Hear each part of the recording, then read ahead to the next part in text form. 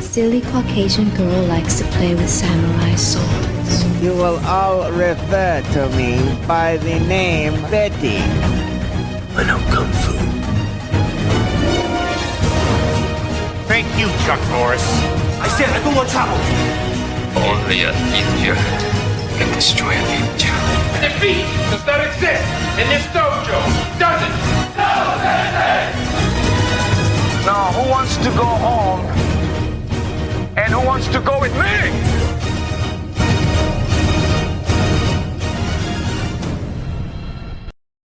Hello, everyone. Welcome to KickFlix. KickFlix here on the GeekBro Podcast Network. Thank you, everybody, for joining us. If you're watching live, get in the comments. My name is Mike Mercadal. With me, as always, is Nery Saenz. I am for this episode. We're talking about the 2016 Zains. We're talking about the 2016 hit ? That got a sequel. I mean, it really took 9 years to get that sequel, but yeah, I got a sequel. Lots of stuff's happened since 2016, but it is the 2016 hit of The Accountant. And hit can be a debatable term.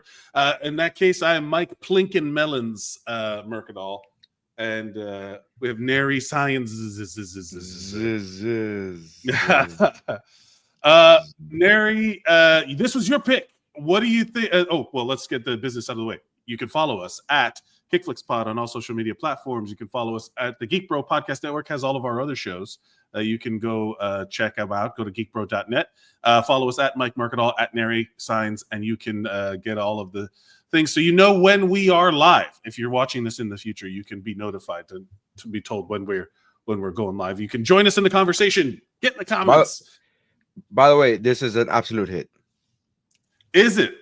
Budget was 44 million. Box office was 155.2. Interesting. Okay, so good. Well, it's interesting how like some of these movies get like forgotten. I had forgotten about this movie since when you told me about it, and I don't think I'm alone in that, because when they announced the sequel of The Accountant 2, I'm like, what? Oh yeah. Oh yeah, that's right. I like the fact that you just said, I don't think I'm alone in this, because when I heard that there was a sequel, I was like, what? Oh yeah, that's right. Like, you didn't give any evidence to the fact that you are not alone in this. I'm sorry. I don't think I'm alone in this. Here's my perspective. And I'm like, okay. I will be more clear in saying that when I discovered it, the tone of the social media around it was like, you're a member? And it's like, oh, everyone was just like, oh yeah, that's right. This is the movie.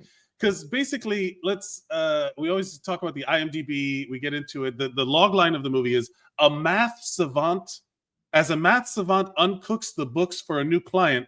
The Treasury Department closes in on his activities, and the body count starts to rise. Now, which is a missed opportunity. How they don't say how the body count starts to add up or starts to multiply. Or starts to multiply. Those are so much better. So much better. Missed opportunity. Missed opportunity.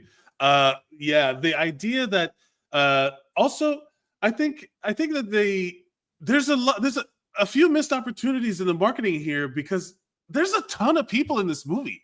I don't remember this movie like having any buzz around it. Maybe I was just like not paying attention. It's not you. It's just you. Literally, it made more than 3 times its budget. Like you're. But like, that doesn't necessarily mean that it's it was only like $44 million. Like, it's a lot of money to like.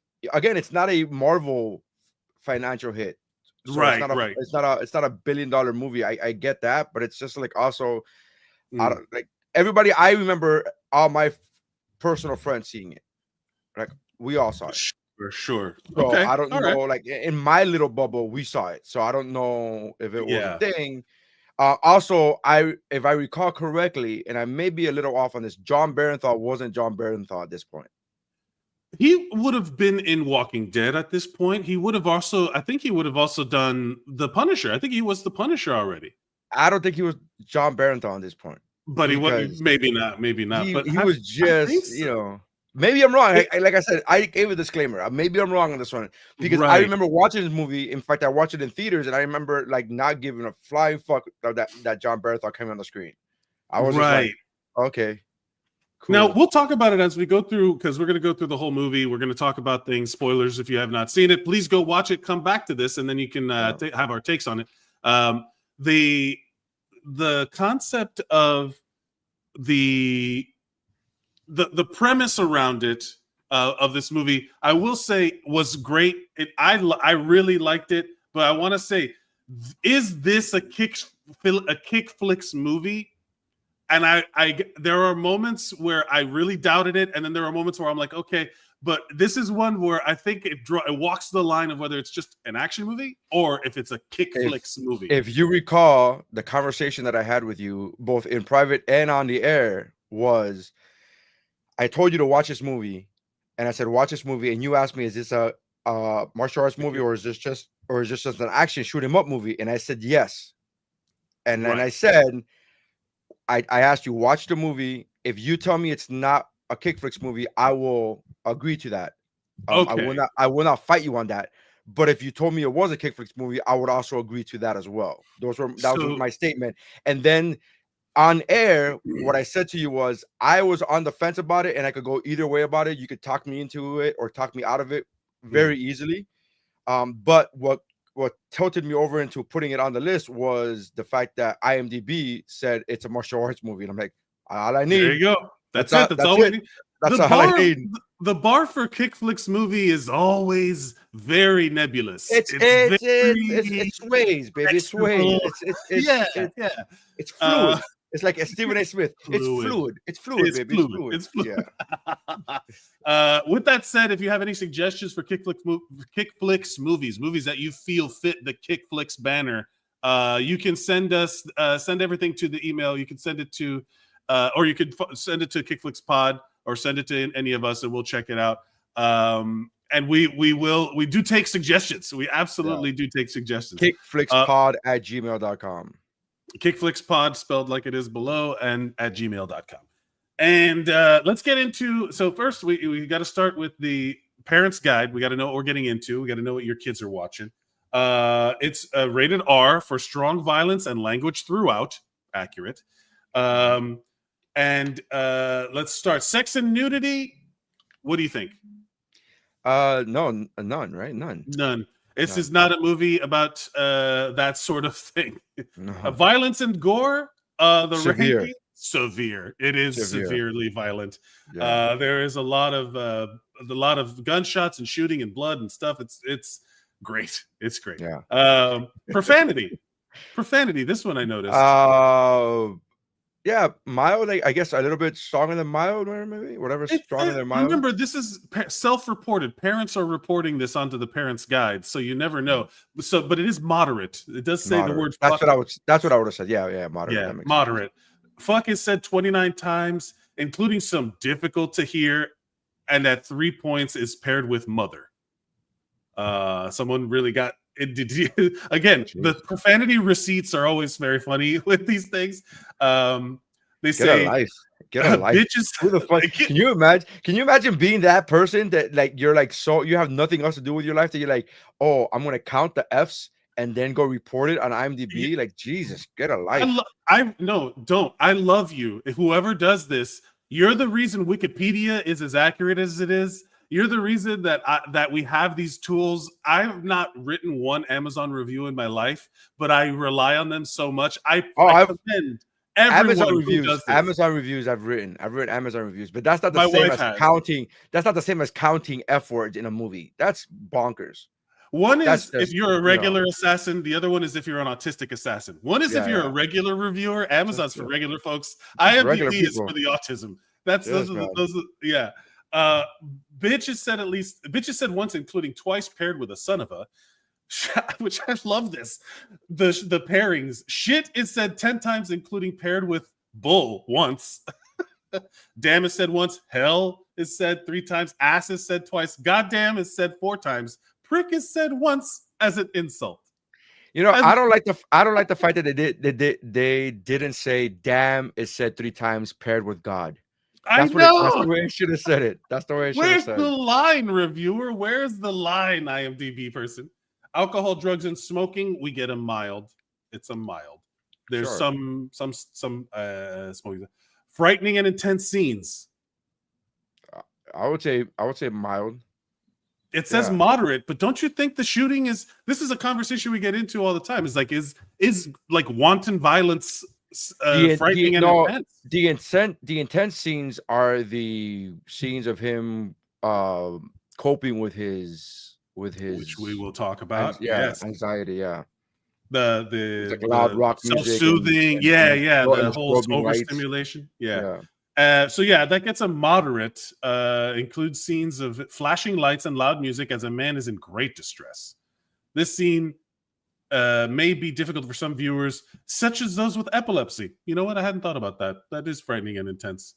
And once again, it is rated R for strong violence and language throughout. All right, let's get into it. Let's start. What's your square up? What was your 60-second take, real quick, just before we get into it?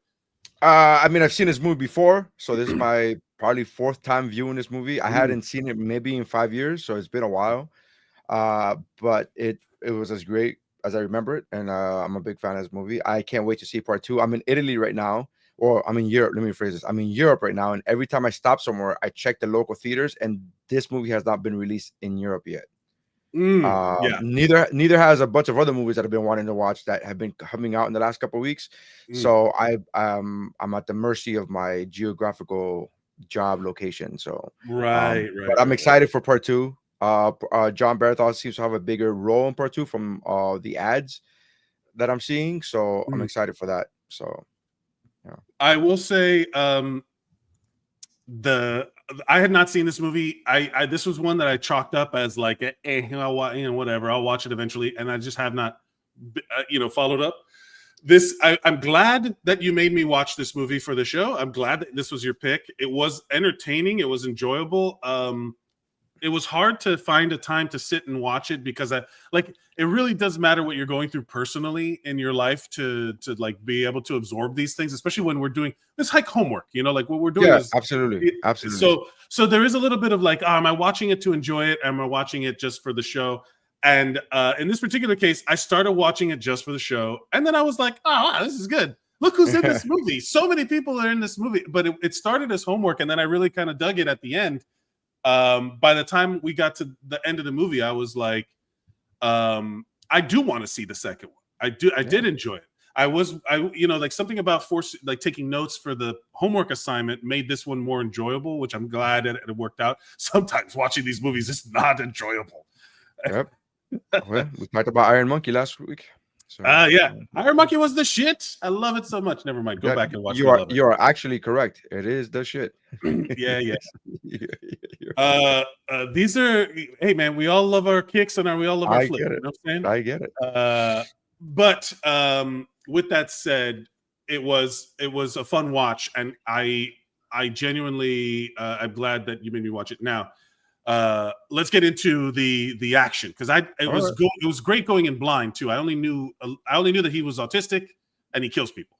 I didn't even know that. When I first saw the movie, I was like, Ben Affleck, guns. I'm like, I'm in. That's it. That's all I needed to know. It was the bomb and Phantoms, yo. Yeah. All right. So the movie starts with a man crossing a street as we hear tires screeching and someone says, "We gotta call it in." We hear gunshots. We see bodies on the floor as someone walks through a room and up the stairs. We then hear a guy begging for his life, saying he didn't touch the old man, and then a snap. And then we hear a gun cock back and then cut to a title screen, which I was like, wow, that's all right. Then we see the caption saying Harbor Neuroscience, New Hampshire, 1989. It's a room with kids. We meet a couple who is being talked to by a doctor who's describing his diagnosis for one of their two sons. Seems to be describing autism, but it doesn't exactly or literally say it. He says, quote, "I don't believe in labels," like he's a high school lesbian. His son autobiographical for you. You got to say autobiographical. Yeah. I remember that line very well. I don't believe in labels. I don't believe in labels. Word. All right. His son does, quote, stimming, which is aka self-stimulation. He rocks back and forth. The doctor offers to keep his son for the summer free of charge. The man's father is a military man who believes that his son needs more of the things that make him uncomfortable. Classic boomer stuff. Classic boomer shit. She's like basically like, walk it off. It's like, I don't know if this walk is off walking the off. autism. I don't think this is walk it off. I think this is quite. He's literally leaning into it. He's not saying ignore it. He's saying lean into it. I think this is the opposite of, and I'm not saying this is a healthy mentality. I just don't think it's walk it off. Like walk it off and like pretend it doesn't. Like this is like. So the quote what was it is, that he said? Yeah. The quote is, if loud noises and bright lights bother him, he needs more of it, not less. The world is not a sensory friendly place, and that's where he needs to learn to live. Again, he's not really wrong. I mean, debatable for the autistic community. His approach to it is obviously unhealthy or this is inhumane. This is the equivalent of like I got caught smoking a cigarette. Well, you're gonna smoke the whole pack, and you're like, I don't know if that's the right thing. No. I understand what you're trying to say by that, but that's not what like this a joke. Because... I'm trying to make a joke that you should just roll with and move into the next thing. I'm yes ending you, but I'm yes ending you. Let me just get to the end part. I literally said I understand where you're going, and then I was gonna insert another joke. But all right, let's go. All right, fine. It's yes and man. Anyways, my nephew has autism, so I'm very. This now. Before this movie, when this movie originally came out, I didn't have a nephew, so now it's. Now this hits differently for me. That's another thing I should have said at the 60-second thing. So sure. I'm watching it now with different eyes. I'll say this: in the last few years, I've been addressing mental health things that I was unaware of, and one of them is that I'm ADHD, I'm neurodivergent there, and they also are like, you should be tested for autism because now that they do talk about like. In the movie, they get into like all of his aliases are like geniuses who are probably on the spectrum. Yeah. So for me, they're like, oh, you're on the spectrum somewhere, whether it's a lot or a little or whatever doesn't matter. I mean, that are we literally all on the spectrum? Technically, yes, because it is a spectrum. But I'm starting to lean. You know what I mean? They're starting to discover a lean on me where they're like, hey, you're kind of leaning into the spectrum a little bit. You're a little further along in the spectrum than you probably thought. And I was like, and I'm like, no. Ben Affleck's dad would tell you to straight up. Hey, you're leaning, straighten up. Yeah. He's like, hey, don't slouch. Sorry. I don't. Sorry, I was leaning towards the spectrum. No. Set up straight. All right. No. The world is all right. So the kid starts getting upset over a missing jigsaw puzzle piece. And a little girl finds the missing piece and he finishes the puzzle. And here's the part that it took me a second to realize that he finished the puzzle upside fucking down. Oh, you did? Yeah, that was the. So it took me a second. It took me a second because I was just too busy taking notes. You know what I mean? Because again, I've seen the movie before, so I'm taking notes and I wanted to get the quote correct and I wanted to get him, whatever. And then when I saw the camera angle go down, I was like, "Oh, this motherfucker did the puzzle upside down." It's not about the picture, baby. It's about the shapes. And I'm just like shapes together. And I'm just like, what a fucking show off, dude. Yeah. But so this movie is. I will say I was happy with the writing in this movie because, a lot of KickFlix movies, they just throw whatever onto the page and they'll like, it makes sense. This movie, genuinely, whatever it's set up, there's one particular thing it sets up and it never pays off and it made me so mad. But it does a lot of good explaining. So it set up the fact that he needs to finish. I need to finish the puzzle. I was like a very good like setup for the stuff that comes later. Yeah, it says then it cuts to another scene. It says Plainfield, Illinois, 20 miles south of Chicago, present day. We're in Christian Wolf's office. He's an accountant. He helps a struggling farming family with tax loopholes. So he's clearly the hero that we all need. # free Luigi. I literally at some point I put Luigi Mangione in there, but I love how he's just like, oh, you use your home office for your business? And the woman's Right. like, oh, not really. It's just a hobby. He's like, you use your home office for business. Like, he's like, come on. It reminded me of the dad from The Incredibles. When he's helping the old lady, he's like, what you don't want to do is file form 1087p, and you definitely don't want to do this, and you definitely don't want to do that. Like, that's what it reminded me of. I was like, oh, this guy's a hero. Very good. I get it. Yeah. Hold on. Anyways, so all right, so then Washington, D.C., J. Jonah Jameson is director of the Treasury and is talking to a data analyst, Medina, a brilliant top of her class employee who's working well beneath her capabilities. Commissioner Gordon calls her a liar, reviews her sealed juvenile criminal records, attempted murder. What? Yes. How as a kid you just like try to murder somebody and then they're just like, do it. Also baller status, like the balls on this chick to have that on her juvenile record and then still go into the government work. Like, right, yeah, the most you may want to go like under the fucking radar, but she's like, nah, yeah, I'm gonna lie. I do like they're like this as I don't know, but it felt funny to me where they're like all right, we need the opposite of J.K. Simmons.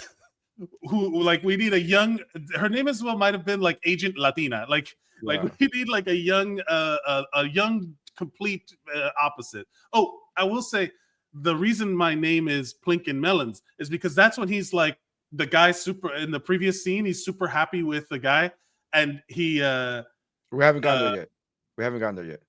Oh no, I thought that was before. I'm going scene by scene. Okay, I'm going scene by scene. I thought that was there.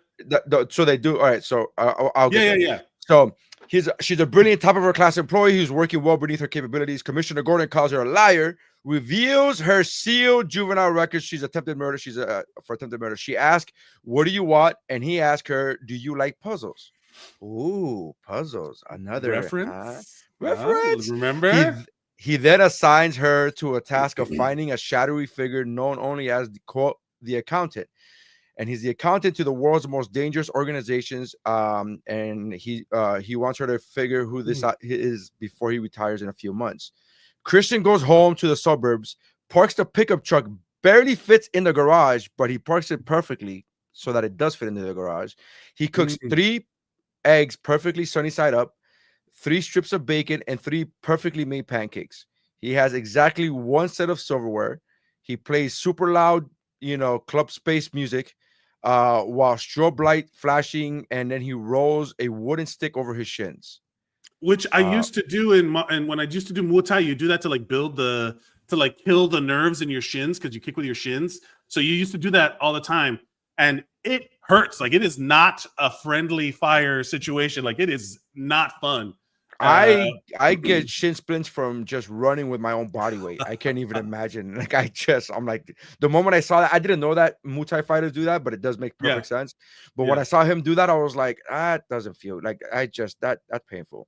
Well, what I was talking about before. So when they go out, so I think we skipped over the part where they establish before he comes home. They establish that when they come out of the thing that he's trying to help this couple, and then they're like, thank you, and he's like, you can come on my property, do hunting. We're not there yet. We're not there yet. That happened already. No, we're not there yet. Why are you believing me? No, the conversation happened already. I promise you, the conversation has not happened yet. He was not home when he already had the conversation at the shop. So, all right. And what I'm trying to get at, and not regardless of when that takes place, the whole thing I'm trying to say is that when he refers to shooting as plinking, you could come do some plinking. For the rest of the movie, every time someone got shot, I'd go plink. I just kept saying plink, plink, plink. I didn't even notice that he said plinking. I love, bro. You understand how whimsical a word that is? For shooting, like blasting fucking melons. He just said shooting people's head open. I thought he said shooting. I thought he said I shoot. He does a little shoot. Yeah, you can come on my property and do a little plinking. And then I picked up. That's all I heard the whole time. Maybe you know what I'm talking about. Like, that was I was like, what a delightful way to say I put a bullet through somebody's head. Because the whole time he's like, bah, bah, bah. I'm like, blink, blink, blink, blink, blink, blink. That's funny. I didn't even know this. He said plinking. All right. Yeah. Flashback. Christian flashbacks to him as a child, having a loud tantrum while his dad argues with his mother, who is getting into a cab to leave the family. His dad calms him down by hugging him and having him repeat the Solomon Grundy nursery rhyme. Hey, Hilda. Hilda's in the chat. Present day, Christian takes the farmers up on their offer to use their farm for target practice. He places 3 melons about a mile out, and the farmer says, someone has seen too many Westerns. Christian takes all 3 out with 1 shot each.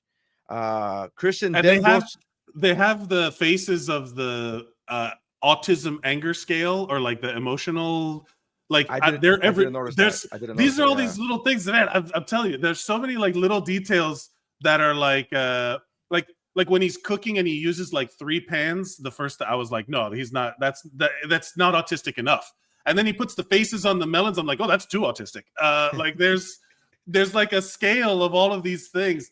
And again, maybe I'm noticing all of these things because of my own neurodivergent stuff. Where I'm just like, hey, look at that. Hey, look at that over there. It's so funny because the moment you said, I noticed plinking, I was like, man, you are really leaning into this spectrum. You're leaning into the spectrum. I connected with this movie. I connected with the movie. I will say this. I'm not going to go. First of all, I'm not a mathematician, and I also don't like guns. So your viewers don't need to worry about me becoming a super secret assassin / accountant. Guns are fun. Hilda says, "Are we watching movies?" Yes, we're talking about movies. We were talking about 2016's The Accountant. Christian goes into a public storage where he has a trailer full of valuables, tons of cash, paintings, etc. He lays down and flashbacks to his time in prison, which was I was like, what? Prison? We learned that he spent every night for 2 years with Frances, who taught him a PhD in, quote, black money. And I was like, I don't know if you can say that nowadays. I think that might be racist.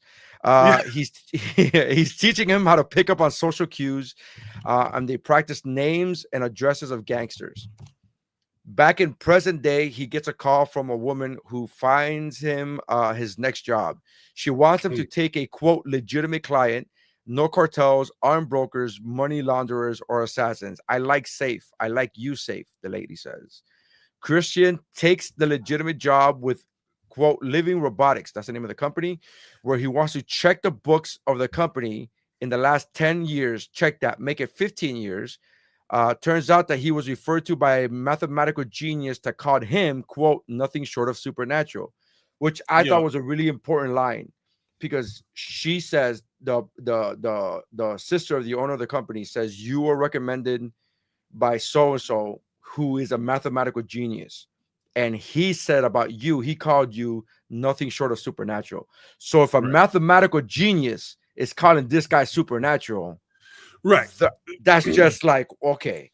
It's like, all right, we get it. No, I actually thought it was important because there are different levels of mathematical geniuses, right? Like there was a part of me that wanted one of his aliases to be Will Hunting. Oh, interesting. That would have been so on brand. It would have been like, get it. That's it. There's a lot of stuff in those and what you're describing. There's a lot of the things, because at a certain point they show him in prison, right? They show him in jail, right. But with Jeffrey Tambor, who was also in jail in Arrested Development, I was like, what is this, a crossover episode? Like in my mind, they're the same guy. He's the guy. Like I gave you a PhD. Life treason. It would have been great. He goes, I gave you a PhD in black money. There's always money in the banana stand. In the banana stand.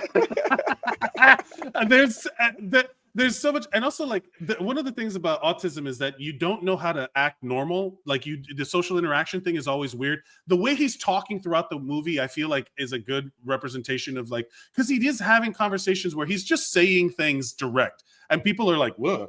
And then, but it's genuinely how, like, they interact. And then, so, like, he just literally blasts those melons and then he does a polite wave. He's always like, he's just like, I'm a normal person. Hi, I'm not a robot. You know, he's like, hi, you know, like, he's just pretending. He's like masking is what they call it. So anytime he's interacting with anyone, there's all of like these little clues. So when he shows up to this company, first of all, Jeffrey Tambor's in this.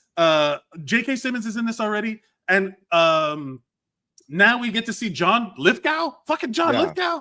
I love John Lithgow. I'd watch any of these people do anything. I'd watch a J.K. Simmons, John Lithgow movie. I'd watch him like make bread, like learn how to do sourdough starters. Like they're all so good. But you can see the way that he interacts with people is also like super, like I want to say accurate in my experience of like they must have taken like great effort to the writing of this movie, because it really is the like writer. solid. So the writer of the movie is involved in that community. I believe his son is autistic, if I'm not mistaken. Something along those lines. Or something along the writer is the director, by the way, which is also if I'm not mistaken, I did this research like 10 years ago when the movie came out. But if I'm not mistaken, the director of this movie is also the director of Warrior, which is another possible Netflix movie. Yeah. KickFlix. Yeah, that. Oh, I didn't know that. I believe, if I'm not mistaken, something along those lines. That's dope. Gavin O'Connor. Yeah. Did he do? Yeah. It's Gavin O'Connor. I know. Warrior, Pride and Glory. What's that movie? Tumbleweed. Oh wow, yeah. That Warrior is for sure a KickFlix movie. We have to talk about Warrior at some point. Yeah. Okay. But yeah, so he shows up at this robotics company, and immediately you're like, they're like, oh, take a legitimate job. And it's like, oh, now I'm already scouting out, like, oh, who's he going to plink next? You know, like, which one of these people's going to get plinked? It's so funny. I remember watching the movie and they're like, oh, I want you to take a legitimate job. And they're like, oh, living robotics. I'm like, yeah, I thought that there were going to be like a regular accounting job. I thought it was going to be a regular accounting job. And then that they were going to come, like the mafia was going to come and try to like strong arm this legitimate company. Like that's what I didn't think that the legitimate company was not actually a legitimate company. Spoiler alert, but we're getting ahead of ourselves. Anyways, so back at the Treasury Department, Medina is looking into his aliases and notices that they're all great mathematicians of history. Christian meets with the CEO of the company, which is the bad guy from Cliffhanger. We get how you recognize John Lithgow. Yeah, that's how I recognize him. He's a bad guy from Cliffhanger. We get exposition. He's a dick from Third Rock from the Sun. I later on I thought so. I don't know if you've noticed. But when I was talking about J.K. Simmons, I called him J.J. Jonathan, Commissioner Gordon, J.J. Jameson. I just keep calling them all their previous things. Yeah, that's what I keep doing. That's so funny. So yeah, he's a bad guy from Cliffhanger. We get exposition on what his company does. Military contracts. We then go, he's like, oh, our company is 3 phases, but these first 2 are boring. The third one is where the story belongs. We then go to a car garage where a man in a fancy suit goes into his car by the passenger side because a car parked too close. Right after him, the Punisher gets in the car, and he says, what the fuck do you who the fuck do you think you are? Do you know who I am? And then Deputy Shane tells him that he's Simon Dewey, founder CEO of Dewey Capital, and then tells him that he's a part of a small potent department of a private security force. And I'm like, wow, all right. He threatens to beat him up to stop and then tells him to stop the shady things that he's doing to lower the stock price of the company, that he has good hardworking people working for them. Luigi Mangione, baby. This is another legitimate, yeah. And then back at the offices of Living Robotics, Bruce Wayne walks in, and Bruce Wayne walks in, and excuse me, it's Becca from the Borden Bellas, and she's the one who found the missing money. Now, this is where I wrote in my notes, Jesus, there are a lot of people in this movie. It's like literally like. Did you get the Barnum Batum? Did you get that reference? Which that she found the stolen money? I said, excuse me, it's Becca from the Borden Bellas. She's the one that found the missing money. She invited him to lunch and then offers to help him, and he declines. Medina gets a call from the FBI, and they matched the face of a picture from a surveillance video in a 2006 New York City video. This is the first time in that video. This is the first time that I was like, some KickFlix material, because everything at this point, there's no hand to hand. You know what's so funny? You're right. but I was actually worried because I this moment didn't click in for me as far as KickFlix. The first quote KickFlix moment for me was much later, and then I was like, man, Mike, I wonder if Mike got this far. I wonder if Mike is like, this is not a KickFlix movie. I wonder, like, I was legitimately like, oh, I don't think Mike. There's the awkward interaction, because this is the stuff that I'm noticing, where like there's the awkward interaction between the dude from Phantoms and the girl from the Air Up There, that they it's like with a different music. This is a comedy. This whole movie is with slightly different soundtrack. So I looked up a review of the time when the movie came out, and there was like a negative review. It shat in the movie. It said that it had a good possibility, but they just went with action instead. And one of the reviews, I think it was for like the Post or something. I don't remember. It was a big review that said that they could have made this a very charming romantic comedy. It literally said that they wanted, and it was like, and then as sexist as it sounds, the moment I read that line, I was like, oh, this is a woman saying this shit. And then it was, but also like I see, but also Mike was like, I wanted a romantic comedy. I wonder when Barry came out, because that show Barry is also about like an assassin trying to be good. It's a great show, but the whole time and this is like again, the little things I'm noticing is like, oh man, this is interesting in the context of like, if you change the music to certain movies, they're a different genre. Like you don't have to change anything else. You can just add like a boing, and it's like, or whatever. Because I was watching the whole Small Talk is like autistic kryptonite, that it's like the part where they're having the small talk. I was like, this is legitimately funny. It was genuinely like comedic if you just embrace the moment, because it was like the genuine like I don't know how to interact with. Also, do you think this movie would have worked better with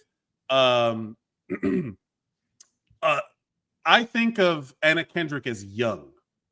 So when I see her and Ben Affleck, I'm like, I don't know if I would have put those two together. And it was like, even my wife, as we were watching, it was like, I don't see them as having chemistry. Also, because the heights are like this, it was like, I wonder if a different actress would have been more. Yeah, but like, I think that's what they were going for. They were going for the awkward, you don't immediately see. Yeah, you don't immediately see them as a couple, because he's not trying to be a couple. Right. He's not that, you know what I mean? He's not that. You don't think there was some romantic intent in the actions that he takes later on? Yes, later on. But again, when you're saying, but when you meet them, when you see them, you don't. As a filmmaker, and I'm not a filmmaker, but as a filmmaker, I would have purposely put them in a situation where physically you don't immediately think, oh, they're gonna hook up, because that's not what you thought when you first saw them. Right. And now I just thought that he's like cute girl, and he's like, I can't my brain. I don't think he was doing. I think he was doing like the small talk. Get me the fuck out of here. I don't like this small talk bullshit. Like that's how I took it. I didn't take it as, oh my god, it's a cute girl. I took it as a like, get the fuck out of my space. I have math to get to, and you're stopping me from getting to the math. Like, please, I have do not stand between me and math. There are math. It's I don't eat donuts. Give me the fucking shut up. I don't fucking care about donuts. Get me the fuck out of here. He's like, get out of my space. Like, Jesus Christ, guy. I guess then Anna Kendrick is the perfect person to do that, because she is kind of She's super bubbly. She's like the opposite of bubbly. Him. Yeah, she's super bubbly. She's like the opposite of him, and then he's like, "You are really fucking bothering me." And like, if it would, I know it's not this, but if it's socially acceptable, I think I would have liked to have seen him pick her physically up and then move her, just or she's just like, and just okay. No, sorry, you were in the way of my math. I'm like, oh, during these scenes that you mentioned, so like. Ben Affleck gets his own Goodwill Hunting dry erase bullshit moment. Yeah. The CCTV, they do the classic enhance. Well, we haven't gotten there yet. We haven't gotten there. But I'm prepping. Oh, yeah, and then there's all nonstop nerd flirting. Is this is like a combination of scenes going on that was very funny to me. It was so funny. They explain during the CC closed circuit TV from the 2006 New York City thing. They explain how he killed 7 mob guys with their own weapons and killed Anthony Little Tony Paisano, which is the most Italian name of all time. Yeah. And I'm assuming if that guy's not in the mob, something's wrong. But by the way, I literally had to write down. I'm assuming that the name Christopher Parmesan was taken. I don't know what the fuck. Why you could have just come up with like Anthony Little Tony Paisano. I was like, Jesus Christ, man. My name is Alfredo Fatucci Falcone or whatever. Like, yeah. My name is Johnny Little Mafia Mobhead. And like, oh my God, sweet God, Jesus. Tony the Little Mobster, Pacatelli. Or whatever. Yeah. So Holden McNeil, which is Affleck, is having lunch outside. Yeah, I know it. Got it. Yeah, is having his lunch outside, and Becca won't shut the fuck up and leave him alone. I literally wrote this down. But yeah, she was pushy, which he's like, I wouldn't have been surprised if he plinked her right there, like just been like, oh no, clink. And then he just shows his shoulders, like, what? She was talking so much. I was like, I don't know. Yeah, I could not deal. Becca won't shut the fuck up and leave him alone. Puts her foot in her mouth about his pocket protectors and dogs playing poker paintings. I like dogs playing poker because they wouldn't be playing poker because they're dogs. Yeah, they're dogs. Fucking great. I'm telling you, it's good. Pretty solid written movie. It was good. We get a mathematician montage, mathematics montage. It's as exciting as a mathematician montage could possibly be. It's as good as it gets. It's montage. I mean, there's no better way to make a mathematician. He's beautiful minding. He's doing all kinds of stuff. There's highlighters and whiteboards. I mean, they went all out for this mathematician. Matt Damon gets a little chalkboard. Get ready, baby. I'm writing on everything. I got highlighters. I got different colors. I got different colors. I got them all. Like, yeah. He's like, fuck you, Matt Damon. Yeah. With your Goodwill Hunting chalkboard. Ooh, I drew little dots on a chalkboard. Shout out to Hilda, who says, Mike says J.K. Simmons, and I jumped to Miles Teller, then I jumped to the beach shimmy, which lives rent-free in my head forever. And Hilda, it lives rent-free in all our heads. That's a great in scene. All our heads. Go back and check out some Movie Bros podcasts. We talked about Top Gun and the Miles Teller shimmy. Medina is doing her best Liam Neeson from Taking Impression and listening to the audio of Christopher Parmesan's murder over and over. She hears Solomon Grundy's nursery rhyme.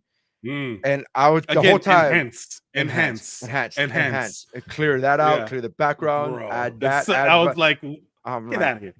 The whole time I was just like, is she working for like Beats by Dre? Like, what? Like, how is she? How are you getting this information from there's only so much you can enhance a thing from a 2006 closed circuit TV recording. Yes, Jesus Christ, man. But yeah, no, that was a moment where I was just like, this is KickFlix. Also, this is movie bullshit right here.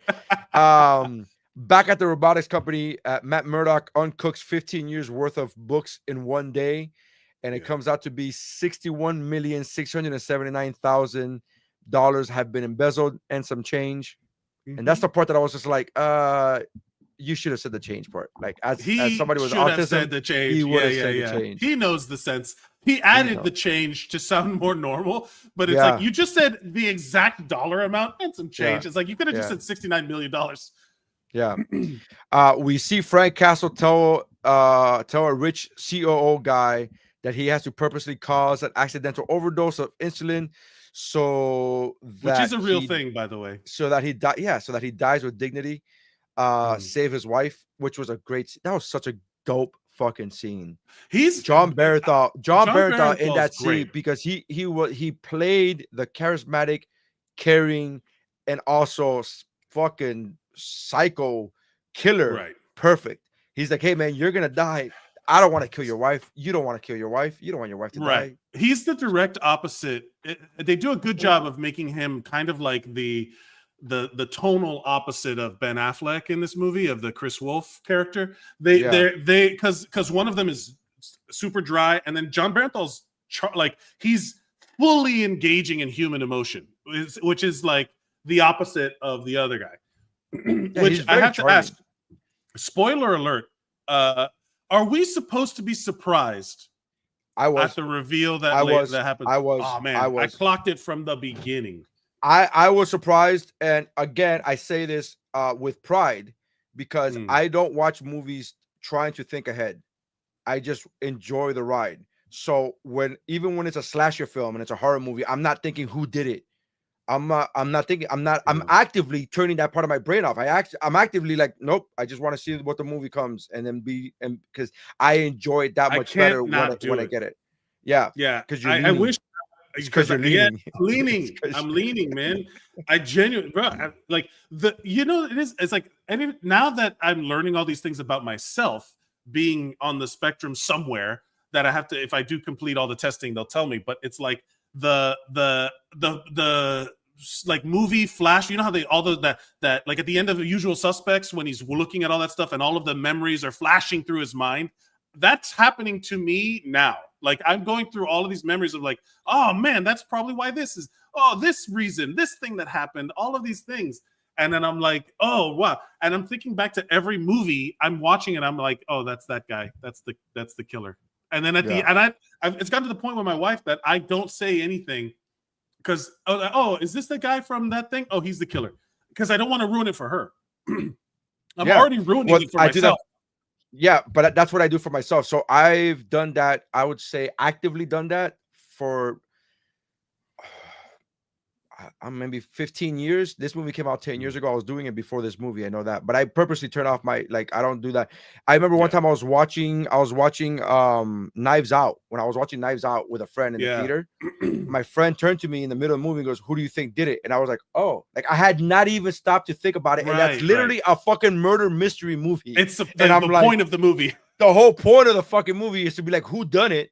And I'm just like, oh, I don't know. Like I literally said, I don't know. Like the fucking movies. I'm torn. I vacillate between that with my wife. Of she'll ask me questions during the movie, like, "Oh my god, is that this thing?" And I'm like, "I'm watching this movie for the first time." Also, yeah, I'm sure the movie will tell us.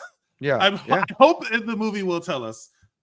Hilda says my favorite part about rewatching older movies is coming across all the supporting actors that I didn't realize were in it when you first saw the movie. Yeah, all the supporting actors. That was the thing in this movie a lot. There's like, oh, that's the one from this. That's the one from that. Like my wife was like, oh, that's the lady from Grey's Anatomy who did this one episode. And I'm like, oh, okay. Like there's Grey's Anatomy has been going on for 37 years. It could be anyone. Everybody's been in that. Everybody's been in that TV show. But yeah. All right. So anyways, I liked John Barenthal in that scene was super dope. Great, like, super good. That was great. The insulin thing was a great, also a way of getting rid of someone that wasn't plinking, and it was like creatively done. How the threat of John Barenthal's character, you're like, oh, this guy is. Forget about just shooting people. He is like calculated. He's also very smart. Like that was the thing. It's like you can't have a smart guy and a dumb guy. You have to have a smart guy in one way and a smart guy in another way. And that's what most movies do. Most movies would do like smart guy and a dumb guy. Like, oh, this guy's dumb or whatever. And then you're like, oh, all right. All right. So Kristen shows up to work the next day and finds the cleaning crew is clearing up the entire workspace that he had done. The entire mathematician montage has been deleted. All of that mathing for nothing. Winston Churchill tells Batman that he forgives Ed and figured that he purposely killed himself. Which, if you have not seen that show, The Crown, John Lithgow's best acting is in The Crown. He's great. He's great. He's great. But in The Crown, there's amazing. It's absurd. Like I literally thought that was Winston Churchill. I'm like, oh my god, they brought him back from the dead. How did they do this? This is amazing. I love that. Then you get so this is a great moment where you get. This is where the puzzle thing comes back. Yeah. Because then you get old crash out, blue balls at Ben Affleck. So he says, like crazy. So I like the fact that Winston Churchill says he had diabetes for 30 years. He was diabetic for 30 years. You don't think he knew how to give himself insulin shots, whatever? And then he said he pays him off. He pays off the entire contract and tells him that he doesn't want to cross paths with him again. He feels bad that his best friend killed himself.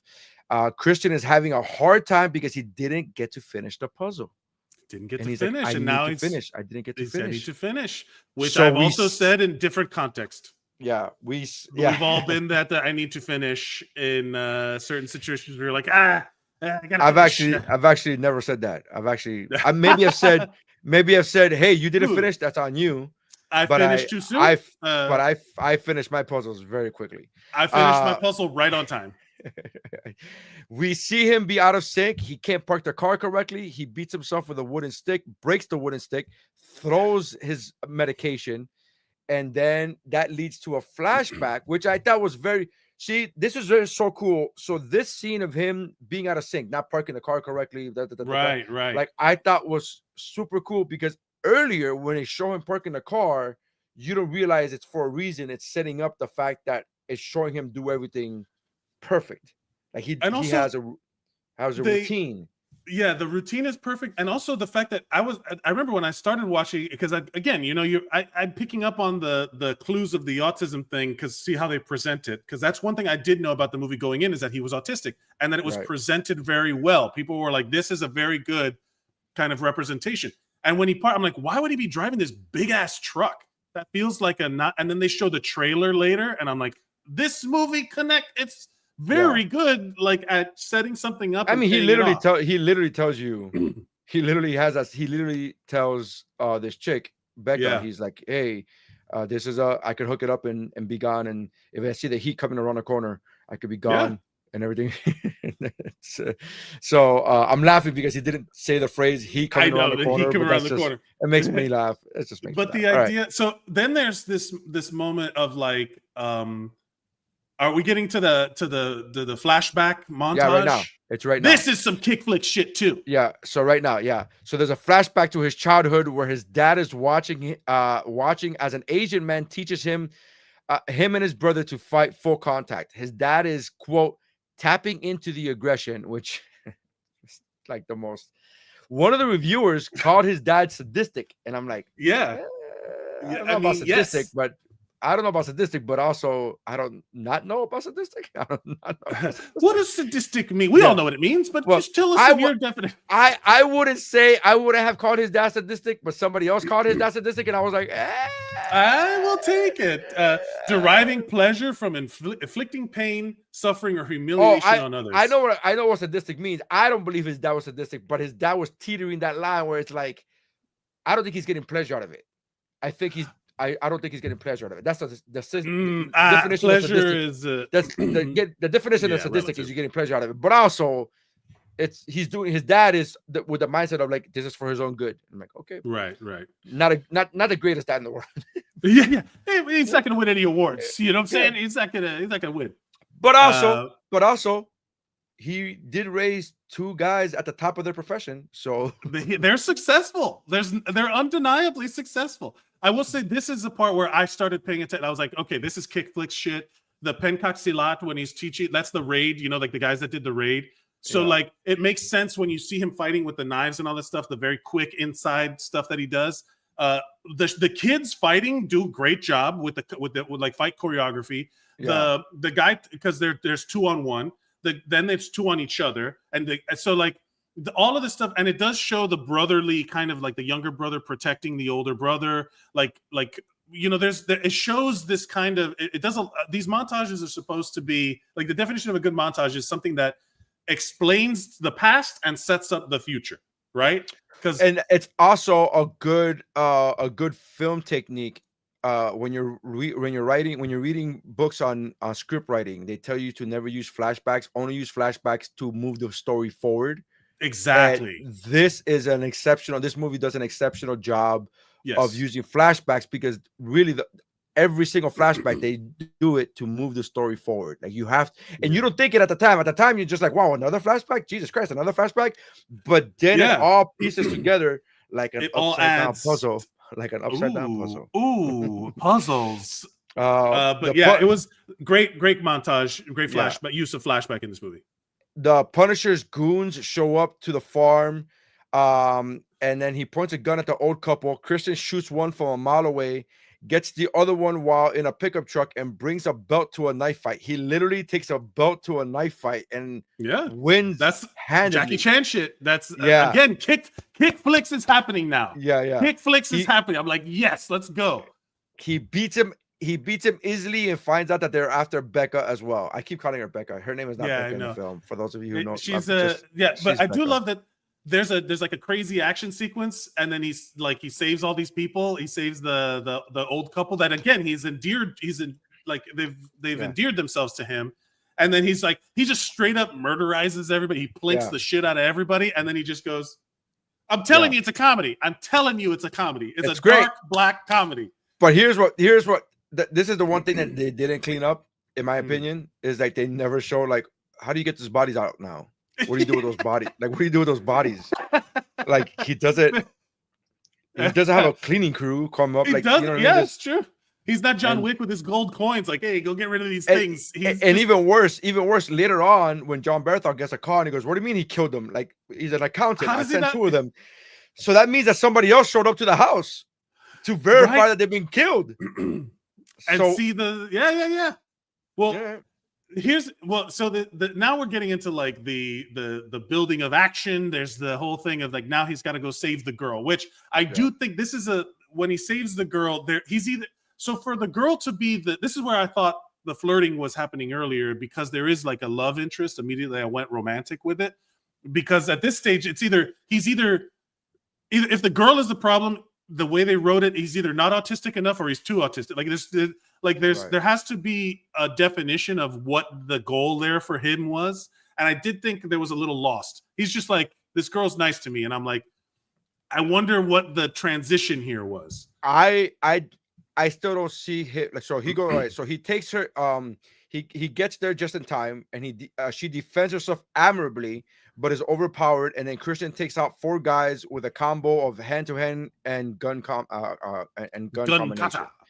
And so this is when I saw this part, I still didn't think that he had romantic feelings for her.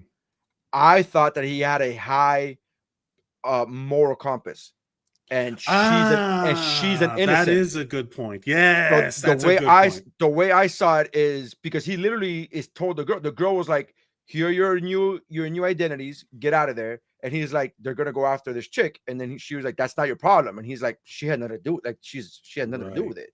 It's like she had like nothing to do with it." So that's where I immediately thought he just has a high moral compass. And then when you later find out about John Bernthal, and you find out and you see John Bernthal's high moral compass, like, hey, he's not saying he didn't do that. He didn't threaten that guy in the parking garage because, hey, they're losing money. He's like, hey, these are good, hardworking people that own stock. Right.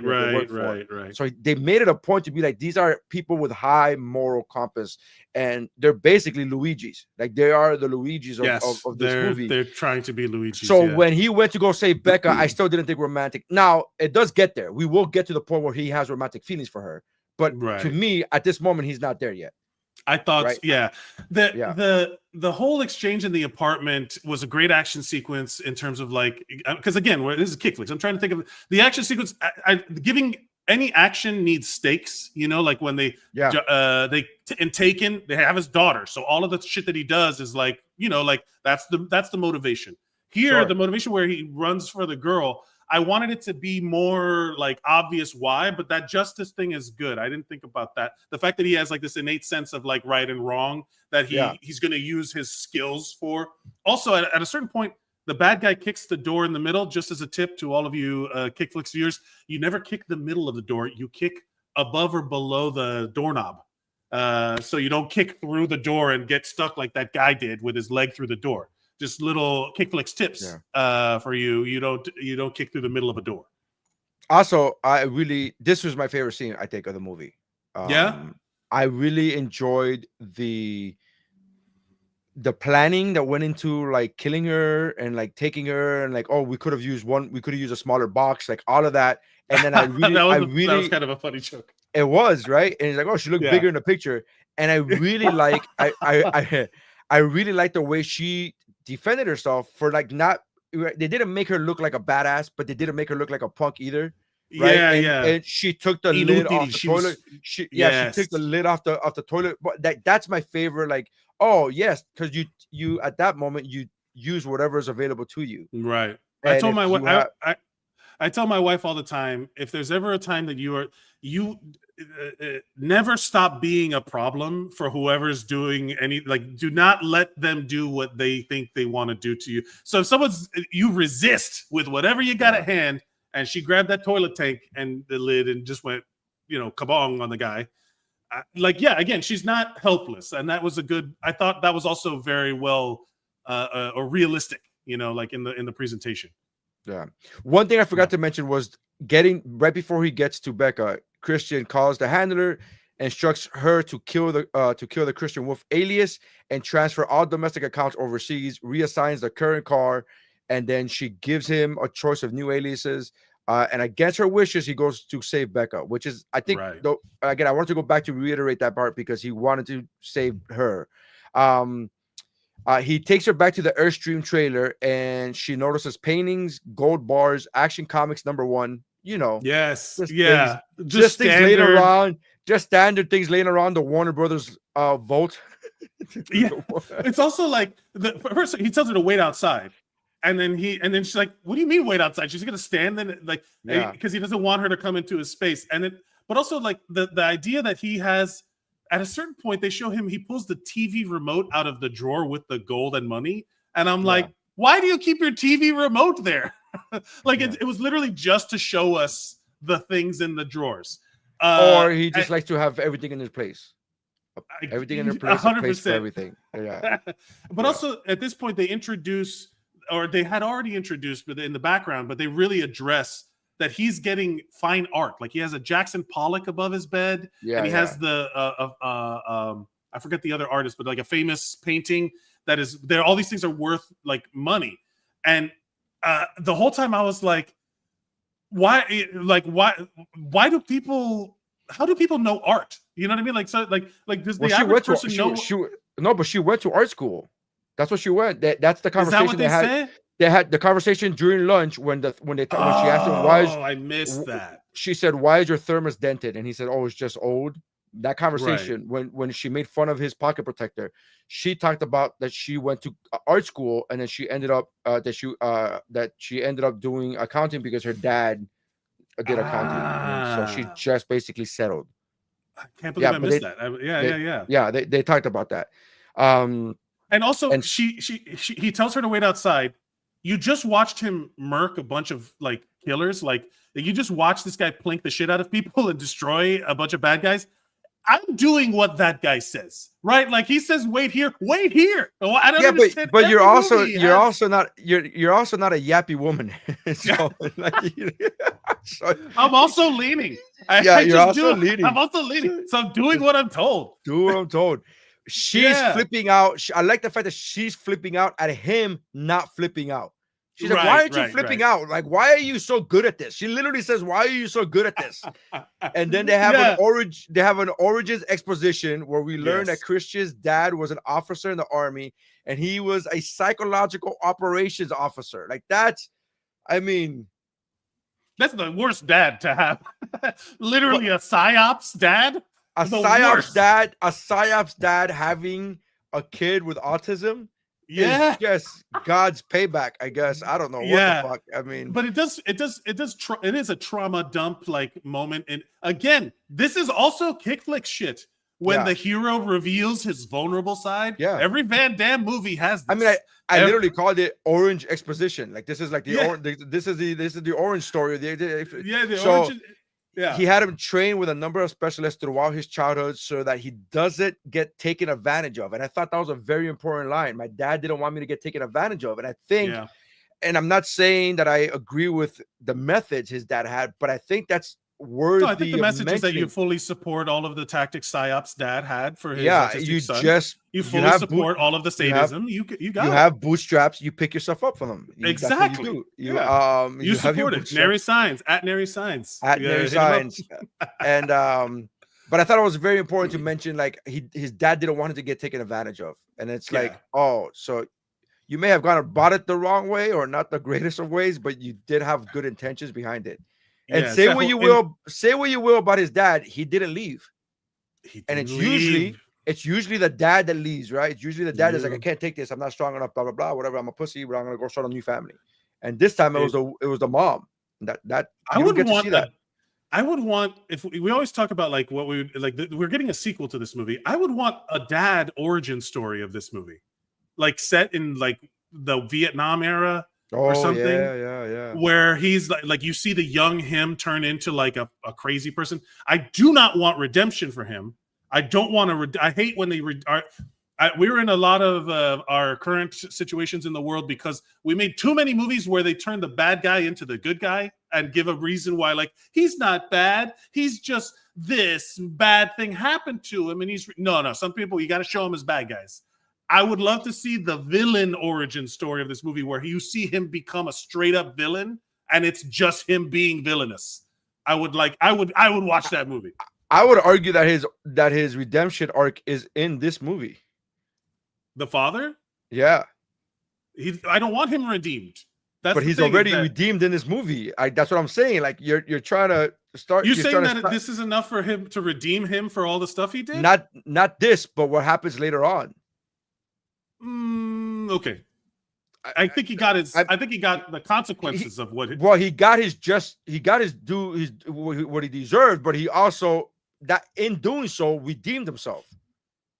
Like the fact that he was even there. We'll talk about it. We'll get there. Yeah. We'll get there because I have a different opinion. He lived in 34 homes in 17 years. And after hiding Dana, that's her actual name. After hiding Dana in an expensive hotel, he goes to comfort Rita, but find out that she's murdered, causing him to suspect Dick. From Dick Solomon, from the High Commander Dick Solomon. Yeah. It is the thief. We get a flashback to his childhood and see his dad send him out to fight a group of kids who have bullied him. And this is also important because they're just classes, and he's like, it's always gonna be just something. Like you're gonna be the weird kid, and they're gonna call you weird, and they're gonna call you whatever. And people, what they don't understand, they're gonna attack. And that's actually true. That's actually true. He's not wrong. Mentality. Yeah. It's bully mentality. It's not wrong. Again, the way he goes about it is not healthy, but also he's not wrong. I mean, in another version of this is Clark Kent. This is Paul Kent talking to Clark. Like they're gonna fucking dissect you. They find you weird. All you need to do is change the soundtrack.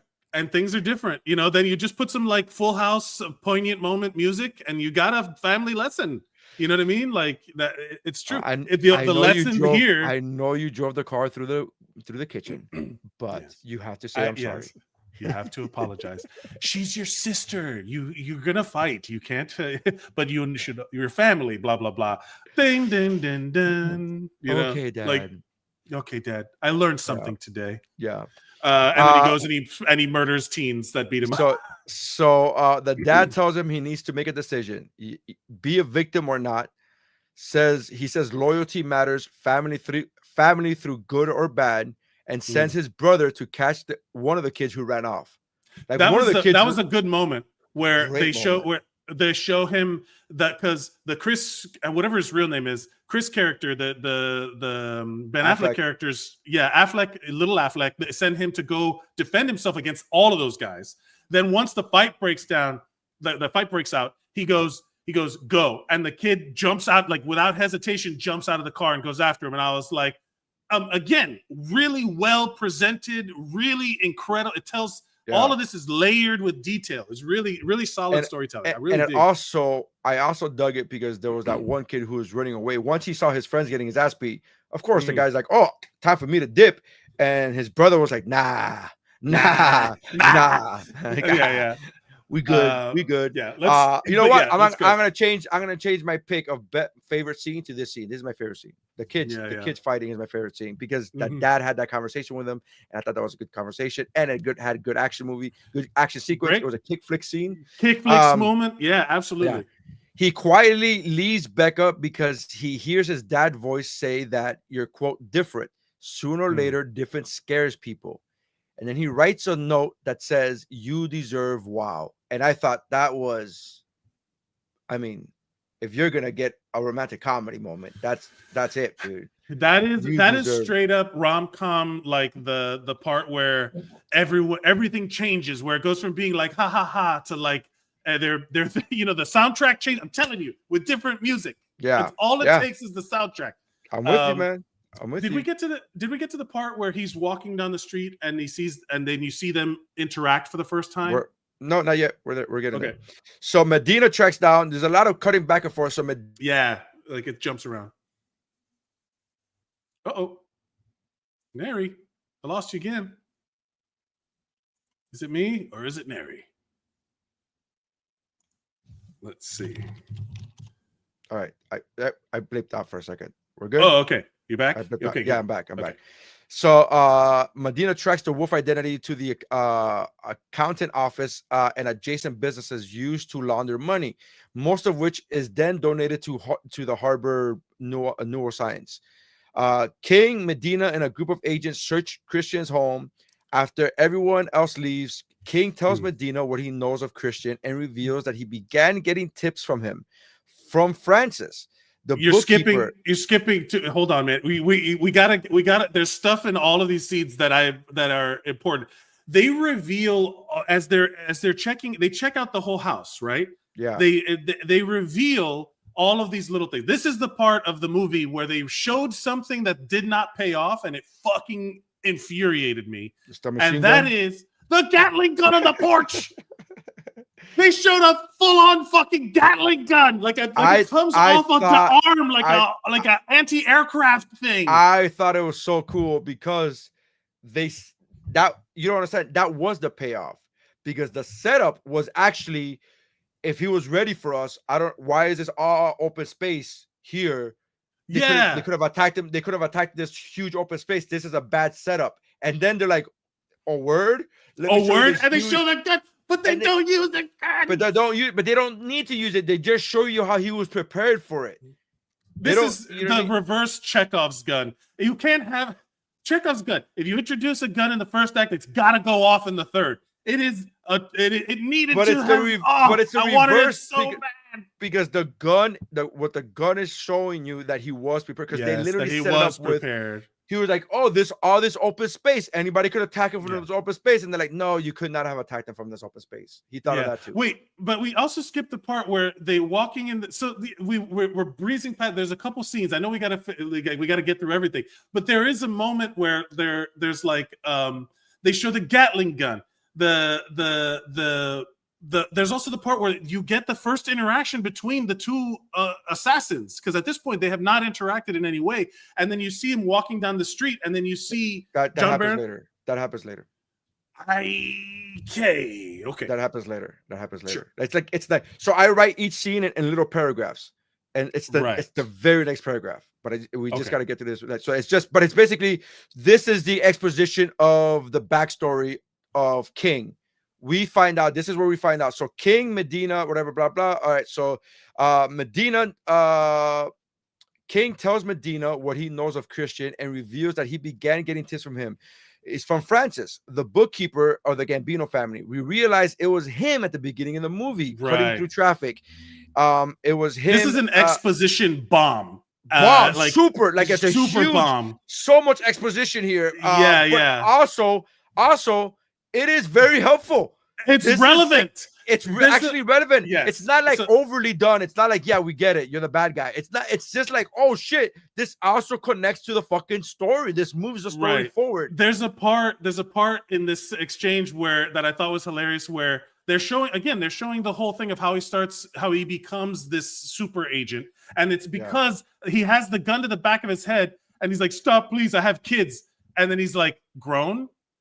Because he recognizes that he's old, and he's like, they're adults. I was like, fucking great. That's so good. Because of course I'm going to use, I have children. Are they still children, or are they adults? They don't need me anymore. I guess you can kill me and they'll survive. They don't need to live. So we realized, so good. So that was him at the Raven nightclub. We learned that Christian's dad was killed at the wake of his mom. And that's how Christian got sent to jail. He asked Medina to take over when he retires and to continue accepting Christian's information. She Passing the refuses. torch. DEI She hire. refuses. Passing the torch to what? Come on. Come on. Passing the DEI torch to DEI hire. hire. That's hilarious. What? Come on. She refuses. She refuses. She's unable to justify taking tips from a murderer like Christian. The phone and the empty house rings, and Medina answers. Christian's partner gives her a tip about living robotics. Now we cut to Christian goes to Lamar's mansion, where a team of hitmen. Where a team of hitmen awaits. He fights his way. Oh no, we did skip that. Did I skip that? I guess I did. Yeah, there's a part where where they're following each other. Where they're following each other, and you see the that. super spies. You see, like, first of all, the joke I was trying to make at the time is because this with a different soundtrack. This is a comedy, but also immediately I was taken back to Arrested Development because I knew that this was the guy's little brother. I knew I had already pieced it, so I could just keep that. I swear to you, I thought he was going to be like, "Hey, little brother," like the dude, like Buster in Arrested Development, because that's the first time they see each other, or they don't really see each other, but they interact. But they just straight up like recognize the skill level. That's what I want. That they show how they're both elite at what they're doing. That they're like evenly matched. Yeah, and that's why I like that they showed that again. It's like all of this structure is leading up to what's about to happen. Yeah, and again, super constructed. The funeral is also what the part that I disagree with you on. I don't think he's there because he wants to feel important. The father. He's there because he wants to show that he's the fucking guy. It has nothing to do with emotion or the father is also fucked up. This is a perfect example of like the people, the boomers who say there's no, autism didn't exist before a certain time. Really? Is that why Granddad has an entire basement full of train models? Really? Is that why you have a chair that you get really mad if somebody else sits in? All of these are things that exist, and this is the scene that I think shows that the father also is crazy, like has mental. I'm not disagreeing with. It's not redemption. It's not. But redemption. to me, it's redemption because to me, he still loved his wife, and he went there because he went to the funeral not to rub it in his face. He didn't even argue with anybody. He loved that wife. I think he did love. I think he did love his wife. He just loved his kids more. I think he just loved his kids more. I don't think he had love. That's the part that I'm saying. I think it was all use. Like how are people of use to me? How are people? Defend yourself. All these people. It's functional. I think he lacks emotion, which is. This is why I disagree. This is how I disagree with that, because he hugged his kid when his kid was having a meltdown while the mom was leaving. And it wasn't a purpose, and it wasn't a how is this kid gonna? What is this kid gonna do for me? He's not. He's taking care of two kids. He's literally. He could have. When the neuroscience place, when Harvard neuroscience said, leave them with me for free for the summer, he's like, you're not taking my fucking kids. He could have left this kid there and be like, it's your problem. I don't think. I would be curious, because again, like any movie, you take with it what you bring. As a non-parent, maybe I'm seeing something that you as a parent are seeing differently. But that's, I guess, the point. But it is also, it's also like, to me, I don't think either one of us are wrong. I don't think either one of us are right. I think it's literally a film, a movie is art, and art is up for interpretation. You could see with it what you want. That's the way I saw this. I saw that he wasn't even starting problems. He just went there to go see his wife. It's his wife's new family that wanted him out. And he was like, I'm not leaving. This is my fucking wife. He's a psyop specialist. And that was where I'm like, he would know that this is going to cause a problem. He shows up in full uniform with his kid in full uniform. Yeah. Like, which is peacocking to a degree of like, look at me. Like, he didn't go in there subtle. He went in there to be seen. He went in there I think it's different. That's what I took away from it. So when they show the family later, when they show the conclusion, which we get to, I feel that the two brothers coming together is the lesson in spite of the father. Like the father isn't the one that the father made them. John Berthold literally says it. He literally fucking says, like, you went with that guy, that piece of shit. Like, if you want to, right. Like he says it. But what I think is, as to the uniform part, I think if you're going to go into a stranger's house for a viewing of your ex-wife, You go in there in full uniform, and maybe people don't fuck with you as much. Maybe people leave you the fuck alone. I would. Why would you start trouble? Like, but that's not starting. He didn't start trouble. He literally just went to the casket. It's not like he was his presence. Come on. Again, I'm not viewing it that way. I'm viewing it as like he's paying his respects to the woman that he still loves in some which way, shape, or form. I think that's a little bit of Nery sneaking into the interpretation. I think you love your kids, you love your wife. I think it's a lot. I think it's a lot. You're a good Mike, family man. I think it's a lot of Mike sneaking in, going like he's starting trouble. And like, okay. I mean, again, I don't think either one of us are wrong, but we're not right either. I don't think either.